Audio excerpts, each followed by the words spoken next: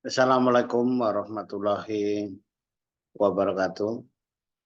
Pada sore kali ini kita akan berdiskusi, diskusi sendiri, ya. Jadi pemirsa sekalian, eh, jika kita memiliki lahan yang dapat dikatakan lahan itu adalah lahan tidur, tidak menghasilkan sesuatu. Tentunya harus kita gali bagaimana bisa menghasilkan uang atau secara ekonomi lebih bermanfaat, lebih menguntungkan. Oleh karena itu harus dikaji mau usaha apa sih? Nah ini pertanyaannya. Dari lahan yang tersedia, yang memang tidak begitu luas ya, tidak begitu luas, tetapi mudah-mudahan bisa kita pikirkan bersama apa menjadi usaha. Oleh karena itu zaman sekarang ya harus kita usahakan dengan belajar dengan berbagai macam sumber. Jadi lokasinya itu ya kira-kira kalau kira-kira setengah hektar lah, setengah hektar. Lokasinya sudah kita tanami kelapa kopior. Ya, kita tanami kelapa kopior, di sela-selanya itu masih ada ruang kosong. Ya, mau kita usahakan apa? Karena kalau untuk tumpang sari dengan tanaman lain nampaknya agak susah. Oleh karena itu eh, kita usahakan mix farming, ya, berbagai macam usaha yang memungkinkan, tentunya yang mudah, yang aman dan kalau bisa marketnya juga sudah oke. Oleh karena itu sudah kepilih itu. Wah, di antara sela-sela tanaman kelapa kopior tadi itu kita usahakan perikanan, budidaya lele atau budidaya ikan gabus. Nah, ini sekarang kita diskusikan untuk apa ya? Kita pilih mana yang cocok. Pak nanti kalau kelapanya udah panen gimana untuk merusak kolamnya itu? Ya mudah-mudahan kita pikirkan tidak tadi. Misalkan dengan menggunakan apa ya? Yang untuk tempat bis itu untuk membuat sumur gorong-gorong itu kita lapisi ya kita tutup dulu dan bagaimana nanti jatuh panen kelapa kopiornya kalau masih agak muda kan lebih mudah karena yang gejah itu tidak terlalu tinggi mudah diarahkan dan bagaimana tekniknya bisa dipikirkan. Nah sekarang yang terpenting adalah bagaimana memilih usaha tadi perbandingannya apakah eh, ikan itu tadi ya. Karena kalau yang kita tanyakan tadi ikan ikan mas nampaknya nggak mungkin. Ikan nila ya mungkin juga, tapi kan dari segi apa ya tekniknya itu beda. Kemudian ikan patin enggak, ikan gurami juga enggak. Yang agak bandel itu memang ikan lele atau ikan apa namanya baru tren itu ikan gabus.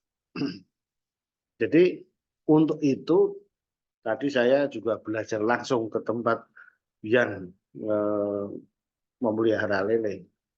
Dan kalau untuk yang apa namanya budidaya ikan gabus itu belajarnya di YouTube langsung belajar. Ya, jadi ini kita bandingkan sekarang hasil tadi belajar ya. Nanti kita putuskan mana yang akan kita pilih. Jadi di belajar tadi saya dapat ini handout-nya ini ya. Handout ini kita bahas lele dulu ya, lele. Nah, lele ini kalau saya senangnya pasarnya sudah jadi. Ya, kebutuhan sangat jadi di seluruh Indonesia bahkan dunia. Wah, pecel lele juga ada di Malaysia, di Arab, di Timur Tengah itu sudah terkenal.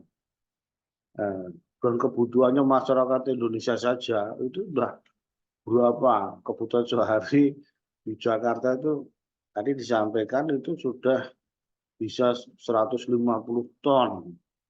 Wah, ini gimana mau memenuhi kebutuhan itu belum kota-kota yang lain. Artinya pasarnya sudah jadi. Nah, jadi itu masih untuk yang istilahnya pecel lele ya. Nah, belum untuk kegiatan yang masakan Padang kan ada juga itu lele gorengnya. Hanya memang kalau lele ini belum masuk di hotel-hotel. Jarang hotel-hotel menyediakan menu lele itu kan. Jarang. Dan yang perlu didorong adalah eh, produk olahannya. Ya, olahannya kan harus dipikirkan. Kalau makarel denji saja ada di kalengkan kok lele harusnya bisa. Nah, dan lele itu rasanya gurih loh, enak kan gitu. Tapi eh, harganya relatif murah gitu karena persaingannya sudah banyak sudah jadi pasarnya. Oleh karena itu catatannya adalah dari diskusi tadi dengan pelaku loh ini tidak tidak asal itu narasumbernya tidak pelaku bahwa kalau untuk pembesaran itu hasilnya mepet oleh karena itu untuk mencari eh, margin tertentu itu volumenya lumayan besar, lumayan banyak dari segi volume. Ya, kalau dari mau segi dari pembibitan ya capek sedikit gitu. Ya, tapi kan harus ada lompatan berikutnya tergantung pada pembesaran misalnya gitu. Jadi yang kita diskusikan tadi adalah jenis lelenya adalah sangkuriang. Nah, katanya ini apanya cepat, teksturnya bagus, tidak seperti dumbo karena ini sudah kawinan antara dumbo dengan lokal gitu. Sehingga ukurannya agak besar, enggak belenya pertumbuhannya cepat kan gitu. Nah, ini yang secara umumnya ya ini apa ya handout-nya saya bukakan ini. Nah, jadi baik itu apa ya sistemnya menggunakan green water system ataupun menggunakan biofog. Nah, jadi eh, atas apa ya kita teknis budidayanya maupun analisis usaha yang tadi. Ya, lele sangkuriang yang dipilih. Dan kita tadi juga dikasih tahu bahwa hal yang utama di lele dalam budidaya itu adalah manajemen airnya. Nah, gitu. Airnya suhunya harus sekian, harus pH-nya sekian, penggantian airnya, manajemen airnya dibersihkan kotorannya, terus supaya amoniaknya tidak tinggi dan sebagainya. Nah, itu dari teknis memelihara lele. Jadi satu airnya, kemudian bibitnya, nah, bibitnya tadi harus dipilih dari sumber bibit yang mana. Tentunya dari ukurannya, tidak ada yang cacat dan sebagainya. Asal usulnya, nah gitu. Kemudian faktor makan, nah manajemen makannya. Ya, jadi pakan yang berkualitas, kemudian nanti untuk apa itu jumlah pemberian pakannya. Jadi itu secara teknis yang kita pelajari tadi. Nah, jadi eh, apa lagi manajemennya tadi sudah ada menggunakan probiotik dan sebagainya. Jadi yang kita simpulkan tadi dari cerita kita usaha budidaya tadi, ya itu yang kalau perbesaran tadi itu yang untungnya tipis tadi, ya gitu. Kemudian sekarang kita bandingkan dengan yang baru tren 3 tahun lalu atau 4 tahun yang lalu, dan sekarang sudah menyebar adalah budidaya ikan gabus. Nah, budidaya ikan gabus itu kami lihat yang ada di Jogja itu di Sleman, ada di Kulon Progo, ada di Jawa Timur, sudah hampir merata. Saya lihat tadi di Cilacap, di Lampung, kemudian ada di Sumatera Utara, ada di Sedang Bedage, ada di Langkat. Nah, itu sudah banyak. Padahal kan itu kotes. Kalau kami dulu waktu kecil kotes, nah, gitu itu ya jarang budidayakan gitu. Ya kalau kita mancing pun dulu kalau dapatnya apa namanya itu tidak bangga kita kalau mancing dapat ikan gabus karena itu paling mudah di pinggir-pinggir sungai langsung makan gitu.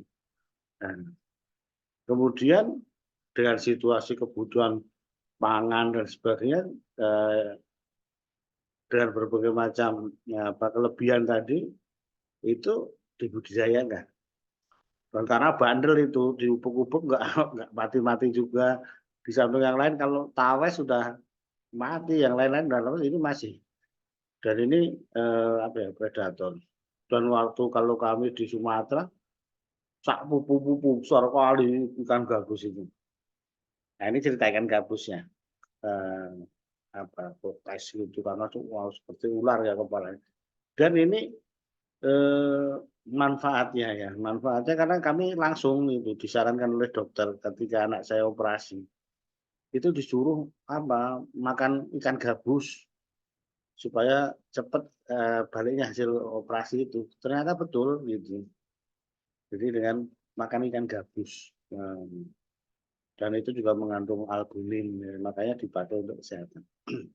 Singkat cerita setelah kita lihat-lihat di YouTube tadi dari berbagai macam tadi ada Mbah Kijo, Pak Suwandi di mana-mana itu secara teknis nampaknya ya berhasil dibudidayakan dan tinggal itu tadi pasarnya bisa dijaga ya dan dari hitung-hitungan itu kan namanya lebih menguntungkan ya eh, lebih menguntungkan karena faktor banyak di harga tadi ya, harganya kan mungkin per kilonya sekitar 50-an ribu. Nah, ini yang dan semua apa laku gitu loh, all size yang disebut-sebut. Jadi besar juga nggak apa-apa, kecil nggak apa-apa kan, bukan terus beli yang minta pembeli atau tengkulak memilihnya ini. Saya mikirnya pilihannya yang sekilo 6, sekilo 7, 8 lah kan gitu untuk rumah makan kan enggak gitu. Kalau untuk ikan gabus. Ya. Ya, jadi dari hitung-hitungan yang saya lihat di Pak Suwandi ikan gabus itu eh, nampaknya lebih menguntungkan. Nah, gitu. Jadi ini udah mulai mengarah udah mulai mengarah memilih yang mana. Karena dari infrastruktur kolam itu nampaknya hampir sama nampaknya. Ini yang menjadi bahan pertimbangan. Memang kalau menjualnya itu ya mudah lele, tapi kan harganya relatif rendah, kan gitu. Dan itu saingannya sudah sangat banyak juga gitu. Ya, jadi itu pemirsa eh, nampaknya sudah mulai mengarah ya nanti untuk mix farming dengan antara kelapa kopior di bawahnya dengan budidaya ikan lele ataupun ikan gabus. Mana yang kita nanti yang serasinya yang mana begitu. Demikian pemirsa, ini mudah-mudahan memberikan inspirasi dari kita belajar secara langsung maupun tidak langsung di YouTube. Jadi belajar kursus langsung dengan learning by googling by YouTube. Wah, kan gitu. Demikian pemirsa, mudah-mudahan memberikan inspirasi bagi kita semua dalam bidang pertanian secara umum. Terima kasih. Assalamualaikum warahmatullahi wabarakatuh.